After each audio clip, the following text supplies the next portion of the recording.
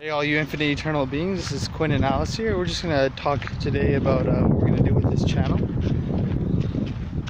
Yeah, we're going to talk about our past, our hopes and dreams to accomplish with this and to eventually grow it into something that can help more than just the two of us. Yeah, we hope to reach a broad audience with all the messages that we're going to share and expand on in our videos. Predominantly spiritual topics as well. We want to dive into anything we can do with the mystical and spiritual side of life. Yep, we want to cover everything from magic to politics, but we want to make a spiritual spin on all of that.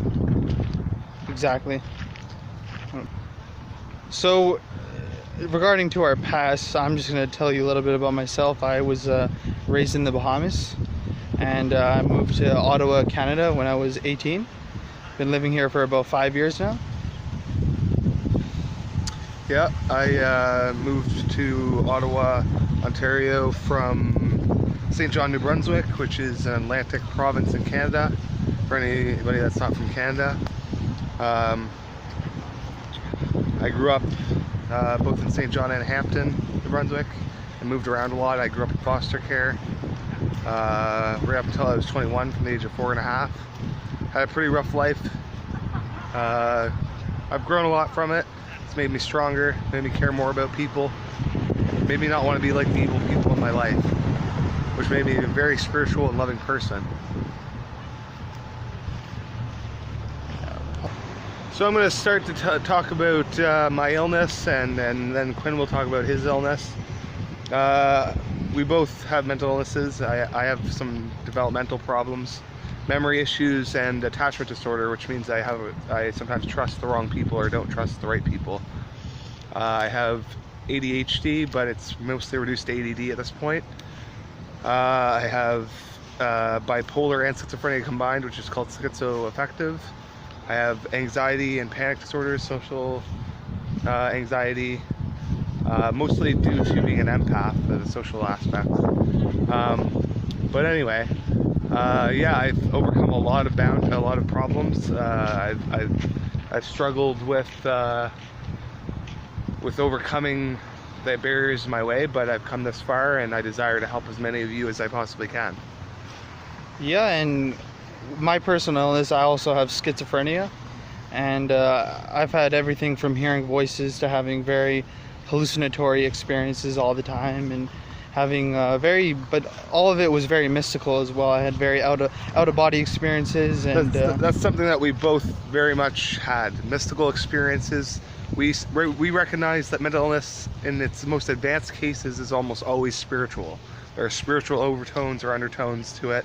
There are aspects to it. Something's trying to be revealed to us so that we can reveal it to others. We both agree that our illnesses make us stronger people. And we believe that schizophrenia is actually a spiritual blessing and a spiritual gift in disguise, because it strengthens your spirit and allows you to perceive dimensions and different things beyond your understanding. Yeah, our illnesses have revealed things to us that the average person doesn't always know. You know, like the understanding of reincarnation and the journey along reincarnation and where it's going. A lot of people don't talk about this, but there is a time coming when people will be more enlightened, and when they come to that realization, they're going to realize that there are people that are far more enlightened than certain people that are lower on their lower levels, the darker levels of reality. And it has nothing to do with negative or positive thinking, contrary to the common belief. The reason that certain people are on negative wavelengths and that they bring in negative energy is because they're usually evil. So this is a war between good and evil. Here we are, I tell you, standing as revolutionaries in the spiritual sense and the peaceful sense for now, but also wanting to do whatever it takes to make a better world for all our viewers, and not just all our viewers, but all the people in the world.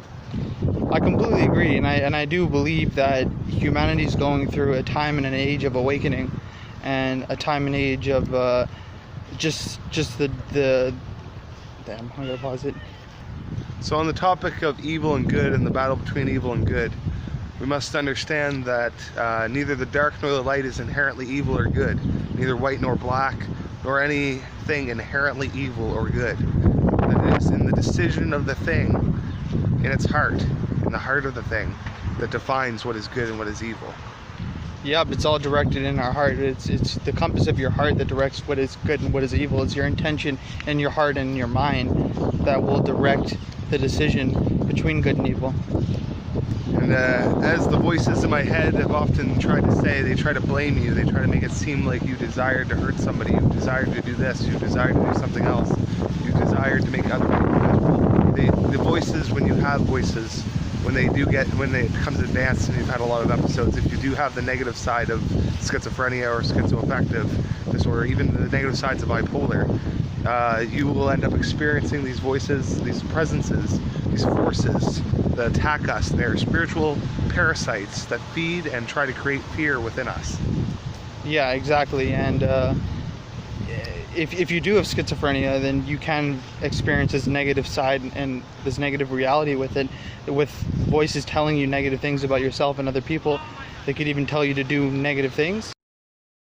So the voices and the presences and the negative energies around us, one good thing about hearing voices is that you can use sometimes these voices to discern the opposite as the truth, because often these voices and these forces that exist in our auric fields that leech onto us or suck out our energy or whatever, they end up giving us secrets, because they often say the opposite of what is true or very close to it, which means you can often see that you can discover truths about the world just by paying attention to the voices. Yeah, exactly. And the way we appear in the ethers or the astral realm, we can appear as a bright light, and these voices and these entities attract themselves to us. Yeah, we essentially radiate beam bursts of light. Every time we have a moment of purity, or we're in purity, or we're in the pureness of good, absolute good, and that we hold ourselves to that standard, being good in general. And that doesn't mean you're not great. Greatness can come, you can still be good or evil. And good, we radiate so much light. The more good you are, the more light you'll radiate. And even if we don't talk about light, we can say darkness. It doesn't matter. Both sides are acceptable. We're not picking sides, left hand or right hand. We believe in both. The reality is that you're releasing energy anyway, or releasing, in some cases, some people might say on the left side that it's bursts of darkness or nothingness. But primal energy, in a sense, is what we're releasing. And when we release it, it's like it's very easy to sense from far away for spirits that are negative and evil, because when they're founded in their evil, they try to gain abilities. They'll do anything to gain the ability to be able to hunt people like us down and make our lives miserable, because they want us to feel like we are the ones that are evil, we are the ones that did wrong, when really it is these forces that have done the wrong. So we're going to discuss a little bit about the places we came from, why we came to the city. Yeah, and I forgot to mention earlier there, but yeah, I came to the city about 2 years ago. I had to be homeless for a while. I've been homeless a couple times in my life. But anyway, I grew up in foster care because there was too much abuse and alcohol and drugs in my home environment, and therefore I was put into foster care. I grew up mostly in Hampton, New Brunswick. I grew up with a family that was quite abusive as well, and mostly verbally, emotionally, and mentally abusive, but sometimes physically. I grew up to resent the small-minded nature of small towns sometimes, so I have always wanted to be in a bigger city. So I came to the city essentially because I saw an opportunity for more progress, meeting better people, quality people. I figure the chances of people being open in a big city is a lot better than being in a small town. Yeah, that's a good point. And expanding on your point of being homeless, I've also been homeless in Ottawa twice as well, and it's a hard and tough experience, but you know, with a certain kind of mindset, you can push through it and just live your life according to the way you want to. Yeah, and if anything, with all the stress and the problems in life and all these things, especially during COVID, the reality is we should all be trying to enjoy life to the fullest. This is a shining moment for left-hand pathers, because left-hand pathers are all about enjoyment, but that's not necessarily always the case either. Sometimes we do believe in self-sacrifice for the right people, and also there are many. We still care about people. It's not about not caring. It's about minimalizing caring about people that would abuse your caring and take advantage of you. And that's a perspective that even the light could share if people are wise enough to accept it. Because the reality is there's truth in every religion, and the truth is scattered. That's something that Quinn and I are. We're omnists, and we're eclectic. We form our own personal belief system out of the religions that exist and all the philosophies that exist. We're both in tune to magic because of our spiritual inclinations, and these are the things we're going to talk about. All of this stuff: politics, world issues, changing the world, revolution, everything. We're going to discuss as much as we possibly can to help you guys, and obviously we want people to join us. So anybody who is watching our videos and decides they would like to join our movement, we're going to call ourselves, right now we're going with, I think, the Guild of Magi, but we might change it eventually. But we're open to suggestions about names. For names. Yeah. Any viewers have any ideas, or anybody wants to? This is going to be essentially an elite. We're going to try to make this a platform, not only to make a living for ourselves, but for anybody who joins, and also to still help people at the best of our ability. So that way we can have everyone can have good lives, helping each other in a spiritual way. We want to make a platform out of this. YouTube, yes, but we might even expand beyond YouTube eventually. So today we're talking about our views and opinions on the coronavirus. And as well as the other natural disasters and problems going on in the world. In fact, that's something that we got to consider, because there's some big factors here. Some of these deaths from the coronavirus that are reported as deaths, we already know there's a chance that some of those deaths are not even coronavirus, but in fact other people that have not gotten the proper care because coronavirus is being taken to such extreme lengths. Now, that doesn't mean that you have anything to fear. It doesn't mean that you have to worry, oh no, I'm not going to get the help I need. If your case is serious enough, you're probably going to get the help you need in time. In Canada, especially where we're at anyway, there's not a lot of cases compared to other countries, so we're doing pretty well. But coronavirus, as far as on a spiritual sense, is definitely pushing us towards realizing that we as humanity have to bind together and work as one giant global tribe in order to overcome the challenges that we face, such as viruses, natural disasters such as the Australian wildfires, which are horrible, and to prevent species from going extinct, to stop the earth from dying. Obviously, I'm not trying to be a peace-loving hippie here or anything like that. Not that I hate hippies either, but I mean, we really need to love the earth as much as, and that's just a pagan thing. It's not even a hippie thing. What do you think about this? Could be an actual test from the gods or the higher forces that are guiding and watching us? I definitely feel that coronavirus is a test from above and below, and that all the forces are working together to encourage this, because it's opening up people to being kinder to each other. Something I've noticed is that companies now are saying things about coronavirus, saying we're helping, we're here to help, we're here to be good, we're trying to help, so you hear the constant message of goodness and reaching out to each other. And a lot of companies are doing this. People are more nicer to each other when they do interact with each other. But there is also still a large amount of fear that we have to deal with, which as a society we need to realize that the irrational fear and paranoia is something we have to conquer, not like conquer us. Yeah, exactly. And okay, so now we're going to talk about natural disasters, and we're going to talk about coronavirus, viruses in general, all the problems that are going on with the world.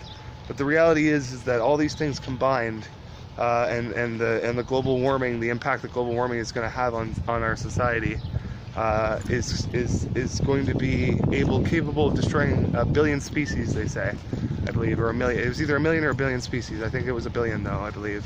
And that means that we have a very short time to eliminate our fossil fuel usage as much as possible, or minimize it, and we have to start taking care of the earth.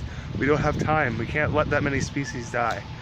There's only so many species on Earth, and if we let a lot of them just vanish because of our own mistakes, that's a big problem. And anyone who doesn't believe in global warming, look at the pictures of glaciers receding. Look at the pictures of the glaciers up north in the Arctic receding. You can tell that the temperature is rising on the Earth. in the summers, and the winters are way more brutally cold than they used to be, and there are more natural disasters. Look at the fire in Australia. That was insane. It's insane. I mean, I think that's where there was 1 million deaths, 1 million animal deaths, I believe, in Australia or something along the lines of that. That was the case. Yeah, and a lot of, like, all the trees. Think of all the casualties in trees. And trees are our friends. They're spirits. The tree spirits. They give us air. They give us fruit. They give us flowers. You know, they provide lumber.